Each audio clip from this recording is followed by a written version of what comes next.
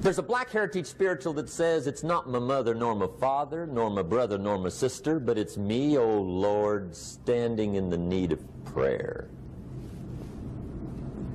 See, I used to blame everything outside. And then let me give you a little philosophy that helped turn my life around. For your notes, here it is. It's not what happens that determines the quality or the quantity of your life. It's not what happens. And the reason is because what happens happens to about everybody. No different. The sun went down on all of us last night. A common event, a happening. And I found out that the same things can happen to two different people. One gets rich and one stays poor. Why is that? It's because it's not what happens, but rather it's what you do that changes everything. So that's a key phrase. It's not what happens, it's what you do. What happens is about the same. You might put that in parentheses here. Same. What people do, that's what's different. Anything can happen, right? Everything can happen. I've heard all the stories. I've been one of the stories. Hey, we could all tell stories all night long, right? Happenings. Anything can happen. Have you heard of Murphy's Laws? Anybody here heard of Murphy's Laws? Okay, most of you have. Murph had these laws. One of them was, if anything can go wrong, it will. That's one of Murphy's Laws. He was not one of the great positive speakers of the day. But anyway, it's still true though, right? Anything can go wrong, everything can go wrong. For sure. I've fallen out of the sky so many times. Once to the tune of a couple of million. Devastating. Took me a while to survive that one. Now, it wasn't all that much, but it was all I had. Right? I mean, that's when it's much, right? When it's all you got. If you got 3, 2 go, you got 1 left, you ain't looking that bad. But when it all goes. Has anybody been there when it all went? Anybody? Come on, the rest of you liars. Go ahead. Hey, we've all been there, right? When it all went. Of course, it used to be a long time ago, right? When you ran out of money, got to 0, you were all through. Heck, now you can whistle right on by 0, right? I mean, they will bury you. That's what they will do.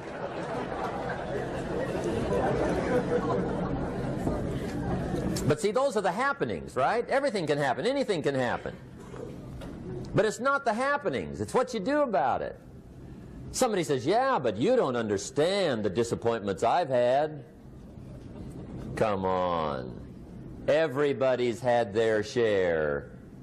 Disappointments are not special gifts reserved for the poor. Everybody has them. The difference is what you do about them.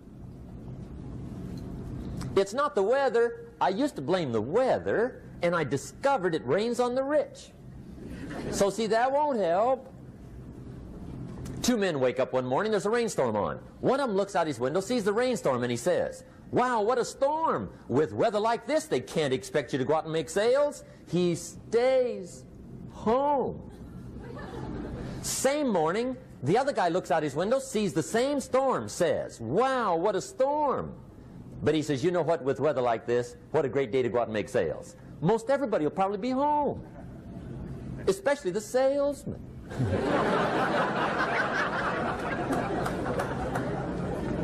See, that's the difference in how your life works out. It's not what happens, it's what you do. So here's one of the key questions of the evening. Starting tomorrow, what are you going to do that'll make a change in your life's direction? Good question. What are you going to do starting tomorrow that'll make a difference? Now see, if you don't do something starting tomorrow that'll make a difference, guess what? It's gonna be the same. And see, that way you can guess what the next 5 years are going to be like. Look at the last 5. Because the next 5 are going to be like the last 5 unless you, major key, tomorrow, change it all. Or change a little, or change something, or don't change. It's choice time. You can do whatever you want. But it's nice to know any day you wish you can change your whole life. What can you do starting tomorrow that'll make a difference? Good question.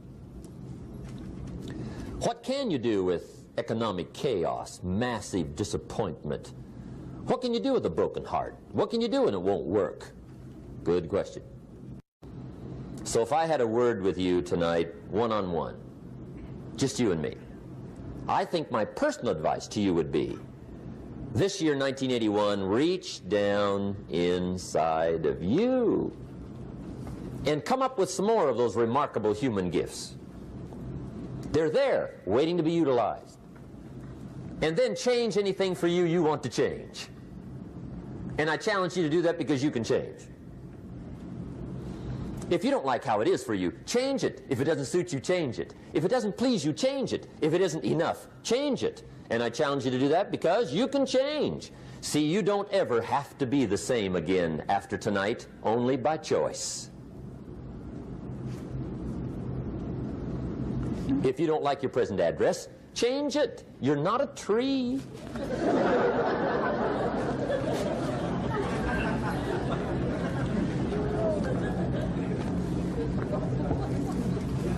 Now, let me give you 3 steps to personal development. Let's get down to the nitty-gritty. What does it take to really make the changes starting tomorrow? It takes more than philosophical pronouncement. I know that.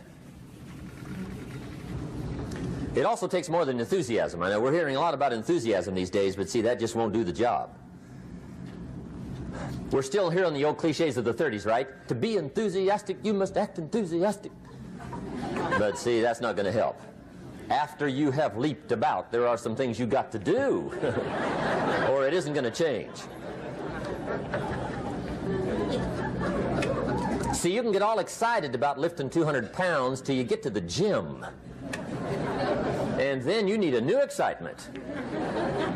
And the new excitement is called discipline. Major step to human progress. Discipline. If there's one thing to get excited over, that's it. Get excited over your ability to make yourself do the necessary things. What could you make yourself do starting tomorrow that would change it all? No! Tell him. Now, see, that's exciting. On any given day, you can massively change the direction of your life. Murder is a clear example that any one person on any given day can forever alter the course of their life. It just happens to be a negative act. But just as sure as you can commit a negative act, you can also commit a positive act and forever alter your life, whenever you wish. Now that's exciting. And whatever that act might be that changes your life.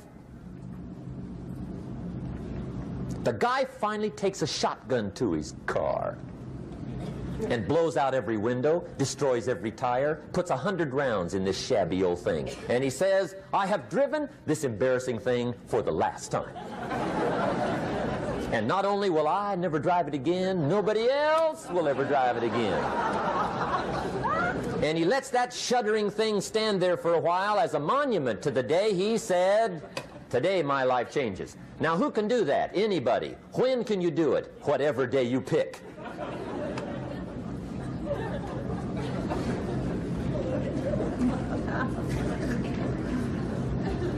Now here's the key to discipline. Start with the little disciplines, get excited over the little disciplines, and get right on those, because those will lead to the big ones. You can't handle the big challenges in life unless you take on the little ones. Make a list of all the things you can do, get right on those, discipline yourself for those, both for the results and for the muscle and for the practice, so that when life hands you some big challenges, you'll be ready, you'll have the muscle. But see, if you don't handle the small ones, you can't take care of the big ones. Okay, here's what else it takes for life change. Self-motivation. Key phrase, self-motivation. I don't know why we call it self-motivation. It's really the only kind there is. You've got to motivate yourself. Because I found out you can't change people. They can change themselves, but you can't change them. Lord knows some I've tried. But see, it won't work. People have to change themselves. I learned some of those lessons early. I built a little sales organization way back in those early days. I'm 25, and I had some nice people. I said, I'm going to make these people successful if it kills me. I almost died, right? I mean, you can't do that.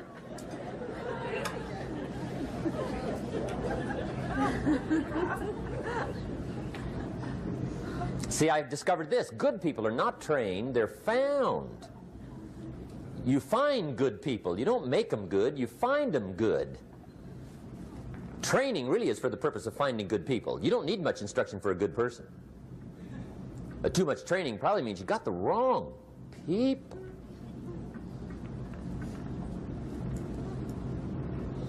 So you got to find the right people. That's the key to getting a good job done. One of the major things we learn in management, lesson 1, don't send your ducks to Eagle School.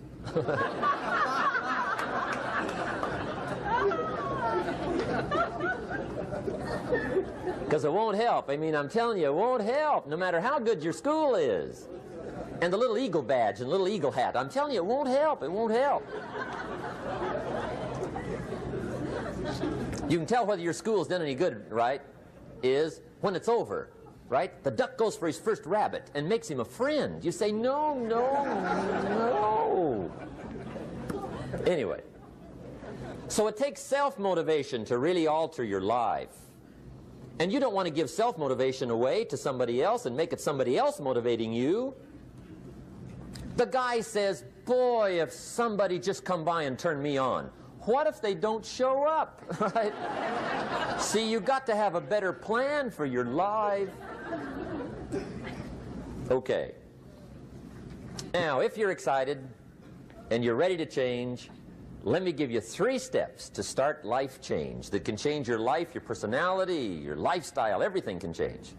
Here's the steps. Number 1, find out how things work. The first key to doing better is find out. To change your life, really, you need ideas. There isn't anything an idea can't change. And Schoaf taught me the major problem is lack of an idea, not a problem. At first, I didn't have any money. I said to Mr. Schoaf, I don't have any money. He said, that's not a problem. Now, see, up until then, I always thought it was. Right? I was confused. He said, no, no, the problem is lack of an idea on how to create money and wealth.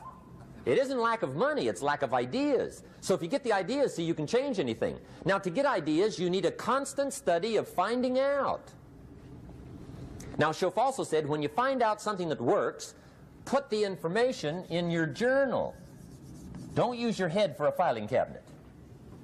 Put it in your journal so that you can do the next best thing. Repetition, repetition, repetition. Go over it. And if you repeat it, go over it, sure enough, someday, some mysterious day, the idea takes root, starts to grow, and shows up in your bank account, and your dress, and your personality, and your lifestyle. But capture the ideas in your journal. Find out how things work. Schoaf gave me this word for my life change. He said, study. Great word. If you wish to be successful, study success. If you wish to be happy, study happiness. If you wish to be wealthy, study wealth. Don't leave it to chance. Make it a study. Some people just go through the day with their fingers crossed.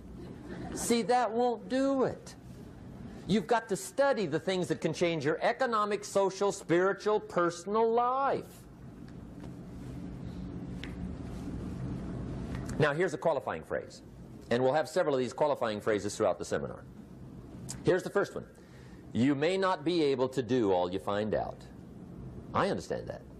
You may not be able to do all you find out, but you should find out all you can do.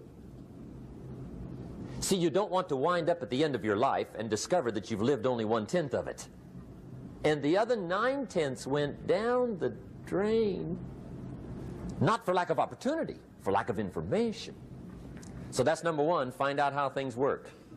Now here's the best human virtue for finding out, curiosity. Make a note of that. Curiosity. Be curious.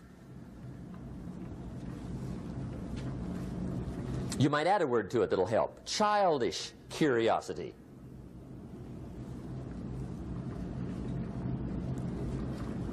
What will kids do if they want to know something bad enough?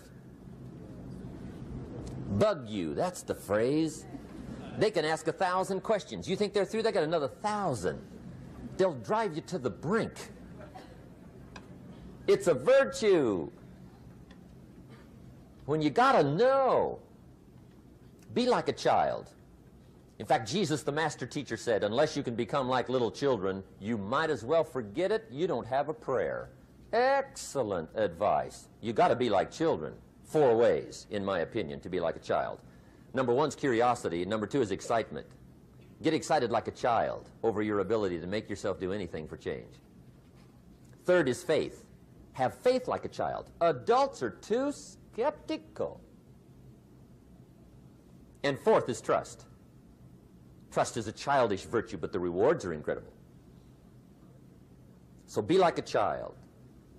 Now, if you're curious, let me give you 3 ways to find out how to change anything. Any life direction, any dimension. Here's 3 ways to find out how to change anything. Number 1 is to read. Become a good reader. All of the successful people I know and work with around the world, they're all good readers. Curiosity drives them to read. They got to know. They just read.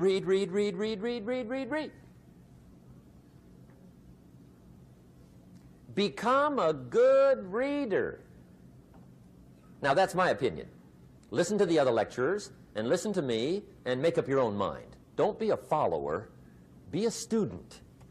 Okay? I say, really, for life change, you got to read. One way to learn is from your own experiences, but another way to learn is from other people's experiences. See, one book might save you 5 years if you read it. Did you know there's books on how to be stronger, more decisive? Be a speaker, be a leader, have a better effect on other people, develop your personality. Did you know there's books on that? And people don't read them? How would you explain that? And they can read. Did you know that hundreds of successful people have written their stories in books and they wrote down how they did it and people don't read it? How would you explain that? The guy's busy, I guess. You know, you get tied up. The guy says, well, yeah, you work where I work, but the time you struggle home, it's late. You got to eat a bite of supper, watch a little TV, get to bed. You can't sit up half the night reading. And the guy's behind on his car payment. Good worker, hard worker, sincere. But you got to be better than sincere and work hard. Otherwise, at the end of your life, you'll wind up cold, stony broke. You got to be better than a good worker. You got to be a good reader. The whole world is governed by laws. The universe, in fact. Laws. We call it the law of electricity. We call it the law of gravity. There's mathematical laws. There's physical laws, speed and velocity laws, agricultural laws. There's all kinds of laws. Now that we find ourselves on the spinning planet, you just have to learn what I call the setup. Learn the setup. Life's setup. Now, we didn't set it up, but we're here, so you got to learn it. And we should learn the setup for 2 basic reasons. Number 1, to keep from getting hurt. It's one of the major reasons for learning, so you won't get hurt. See, economically, socially, personally, you can get hurt just not knowing. Ignorance is not bliss. Ignorance is poverty. Ignorance is tragedy. You got to know, or you're going to get hurt. It's good to know not to walk out the 10-story window. That's excellent information. Now, what if a guy didn't know and he walks out? Now he's dead at the bottom. Somebody says, well, the poor guy didn't know. You got to know, or you're going to get hurt. Okay. Now, here's a parenthesis. You don't have to like the setup. I don't ask you to like how it is. That's not what's important. But it is important to learn how it is. Okay? So you don't have to like it, but you should learn it. That's what I tell the kids, right? Make sure you get the information. What you think about it, that's up to you. What you're going to do with it, that'll soon be up to you. But make sure you get it. See, there's nothing worse than being stupid. Nothing.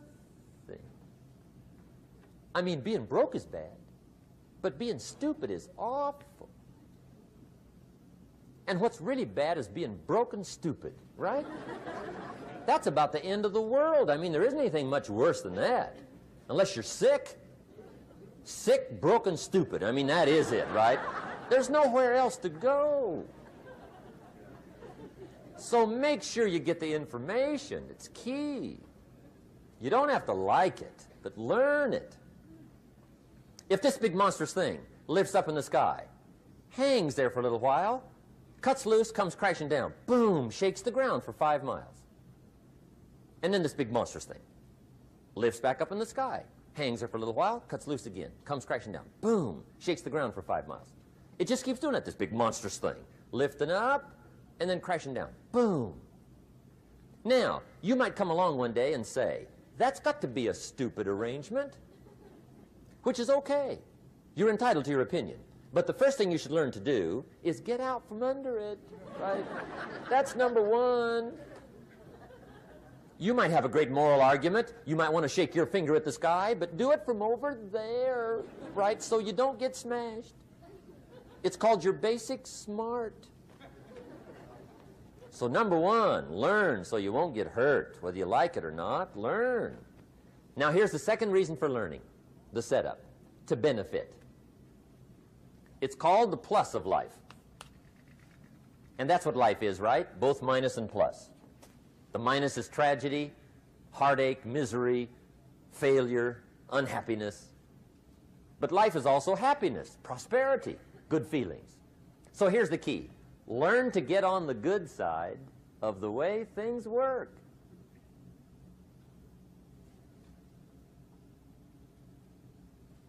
Now, here's 2 of the basic laws, and we'll take our break. Schoaf taught me these. They come from the Bible. Now, again, I'm an amateur, okay? When it comes to the Bible, I'm not a pro. So you'll sort of have to take my way of putting it. But here they are. The first one is the law of use. The law of use. And it goes something like this. Whatever you don't use, you lose. Lack of use causes loss.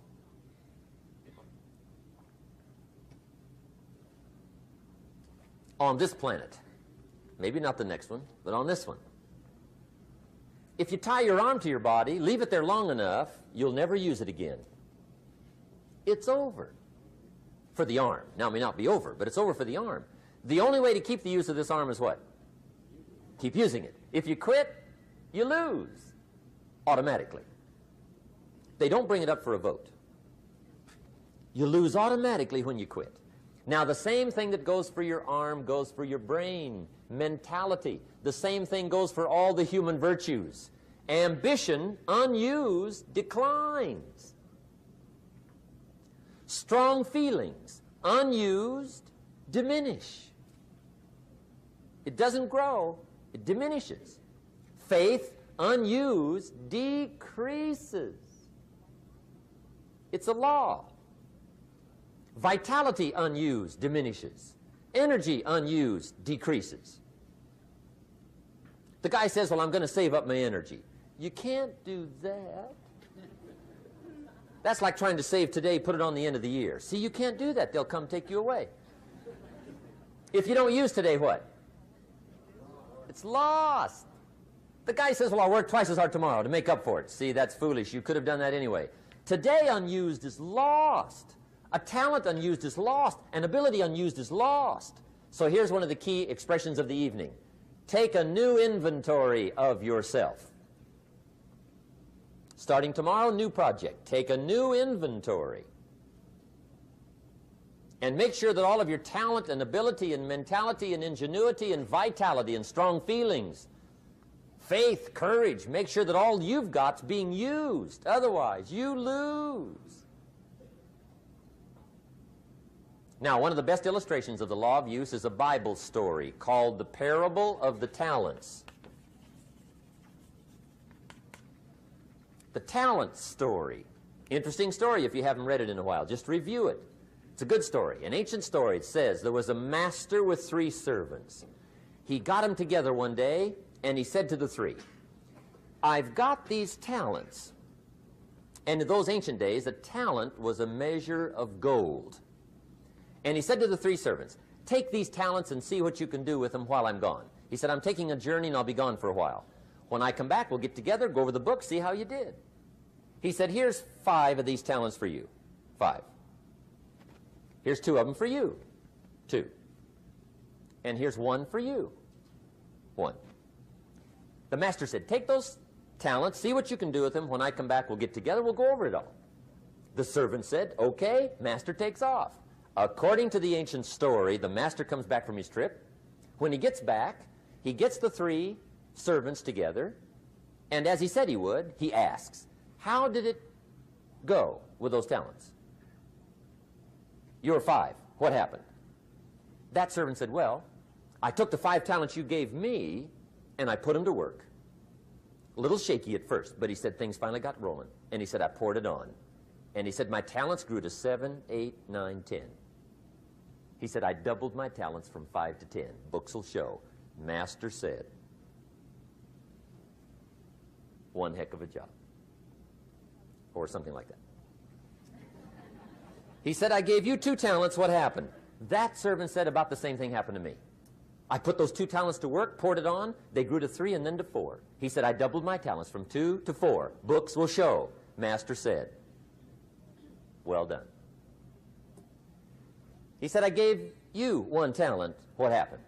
That servant said, well, I took the talents you gave me, and I carefully wrapped it, and I dug a hole and buried it.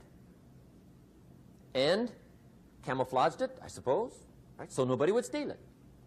And he said, fortunately, nobody got it. And he said, I knew you were going to be here today, so I dug it up. Here it is, safely wrapped. I did not lose it while you were gone. According to the ancient story, the master said, take that talent away from him and give it to the man that's got 10. Now you might say, well, I don't like that arrangement. The poor guy's only got 1 talent. He's already got 10. It ought to be more even. Remember, I didn't ask you to like it.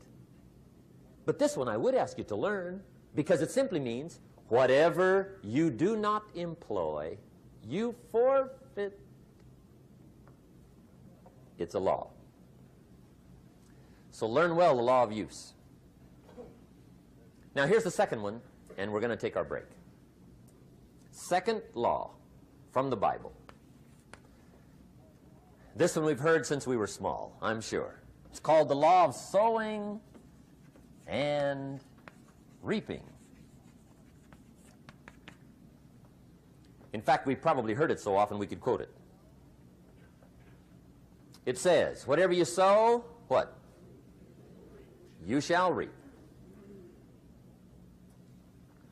Fairly blunt, hopefully clear. Here's my first suggestion on the law of sowing and reaping. Don't try to beat it.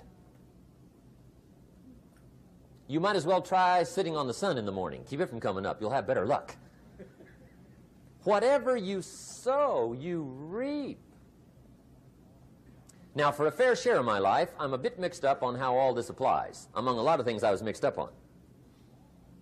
I knew I wasn't reaping too good. That I understood. My problem was I was confused about what was causing it. Remember me with the funny list? I thought those are the reasons why it isn't working out well. And then Mr. Schoaf gave me the clue that helped me figure it all out. He said, Mr. Rohn, I have another answer for you. There's another way to quote this law that'll show you where the problem is so you can go to work on it right away. All you need to know is where the problem is. Then you can go to work on it. So he quoted me the law another way, and I found out what my problem was. Here's the way you quote the law. Whatever you reap is what you've sown. Now I knew what my problem was.